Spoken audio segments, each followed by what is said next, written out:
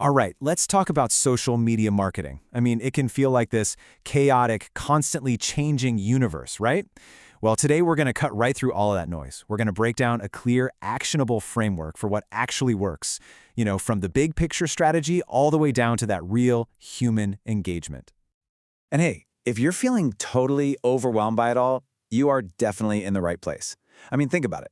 New platforms, new trends, shifting algorithms, it's just a lot.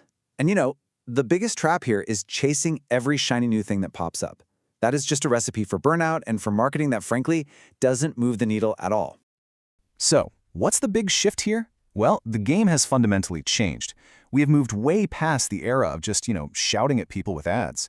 The core of modern marketing, when you boil it all down, is pretty simple. It's about engaging with your customers where they already are and completely on their terms. All right, so let's dive into the new rules of engagement. Because, and this is a big deal, the power has shifted, big time. It's no longer about a brand just broadcasting some one-way message. The customers, the community, they own the conversation now. And man, this evolution is everything. Think about it. We've gone from interrupting people to earning their engagement. We've shifted from trying to control the message to just joining the real conversations that are already happening out there.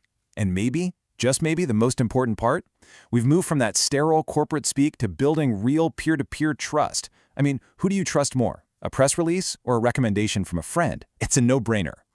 And the scale of these conversations, it's just absolutely mind-boggling. So take this number, for example, 2.41 billion. That was the number of monthly active users on Facebook alone. And that was way back in 2019. Today, that number is well over 3 billion.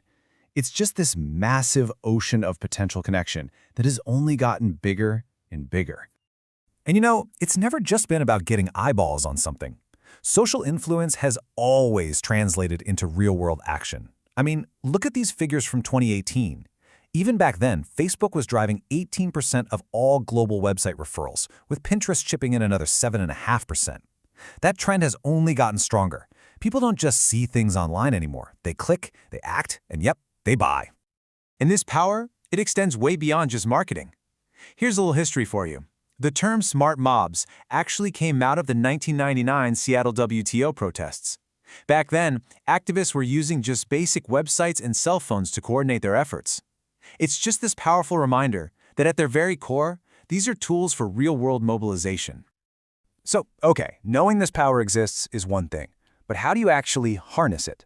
Well, that requires a strategic blueprint. It really all comes down to one simple rule. You have to plan before you post. So this brings us to the question every single marketer faces. With new platforms popping up what feels like every day, how do you avoid that classic shiny object syndrome?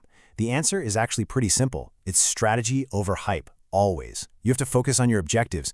Don't just join a platform because it's trendy, join it because it serves a very specific goal for your audience.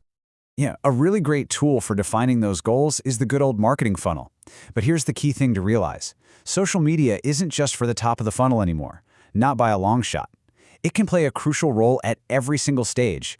From grabbing that initial awareness with, say, a viral video, all the way down to building loyalty by engaging your biggest fans in a community. So for example, up at the top, for awareness, you might use some targeted video ads. But it's the bottom of the funnel, that loyalty piece, that is so critical. Nurturing your existing customers online is absolutely vital. I mean, do you remember the infamous Netflix price hike? That was just a spectacular, textbook example of what happens when you completely neglect your loyal customer base. Okay, so your strategy is set. Now what? Now it's time to choose your tools. And I want you to think of social platforms as a digital toolbox, right? You wouldn't use a hammer to saw wood, and you definitely shouldn't be using LinkedIn to do the job of Instagram. The absolute key here is to match the platform to your purpose. You have to ask yourself, am I trying to build a professional network for B2B leads? Well, that's LinkedIn's sweet spot. Is my brand all about visual storytelling for consumers? Then that's Instagram's bread and butter. Or do I need a space for real-time conversation and customer service? That is exactly what Twitter, or X, is built for. And listen, this is absolutely crucial. It is not enough to just be there. You have to actually fit in.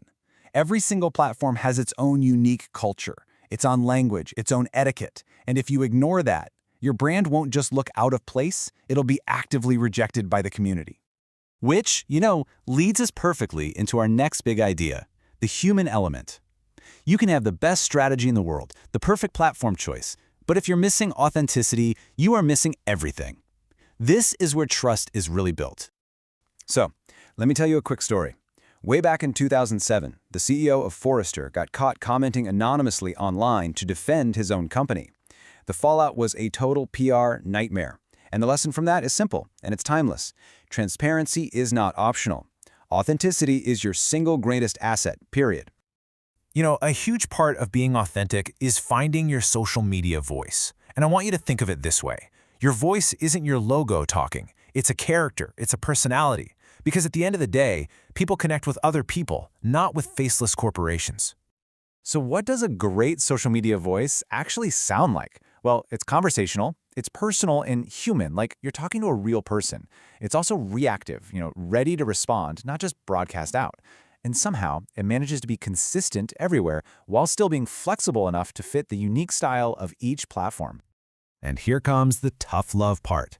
Social media is a two-way street. It is a commitment to engage. If you aren't prepared to listen and respond to your audience, both the good and the bad, you can actually do more harm than good. Ignoring people online is just a massive, massive missed opportunity. All right, so where is all of this headed? The landscape is constantly evolving, which brings a whole new set of challenges and, of course, opportunities for anyone in this space. Right now, we're facing three huge challenges. First, there's the pressure of immediacy, that need to be constantly agile and in the moment. Then there's the sheer weight of responsibility. Things like data privacy and ethics, they are completely non-negotiable now. And finally, there's the fight for reality itself, combating that rising tide of online fakeness and misinformation. So, how in the world do you navigate all of that? Well, it all comes back to one single concept. In an age of total information overload, and let's be honest, deep skepticism, genuine trust is the new currency. Building it isn't just a nice-to-have anymore, it is the only foundation for success that's actually going to last. So I'll leave you with this final question to think about. After everything we've just covered, from strategy all the way to trust, what is one small, achievable change you could make in your own approach, starting right now? Because in the end, that's what smart marketing really is, right? It's that commitment to always be learning and always be adapting.